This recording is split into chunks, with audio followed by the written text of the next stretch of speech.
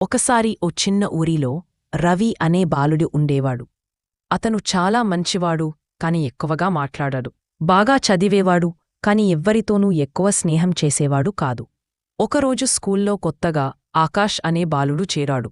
అతని తల్లిదండ్రులు ఈ మధ్యనే చనిపోయారు. ఆకాష్ చాలా మౌనంగా ఉండేవాడు, ఎవ్వరితోనూ మాట్లాడడు. పిల్లలు అతనిని ఇబ్బంది పెట్టేవాళ్లు. ఒకరోజు టీచర్ ఆకాష్ బాధగా ఉన్నట్టు గమనించారు.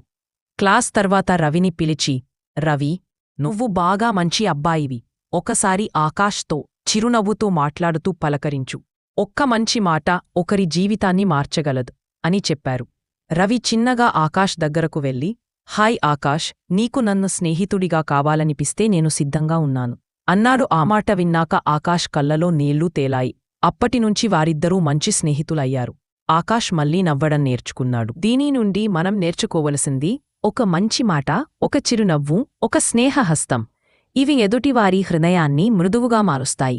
చిన్న సాయం కూడా పెద్ద మార్పును తీసుకురాగలదు.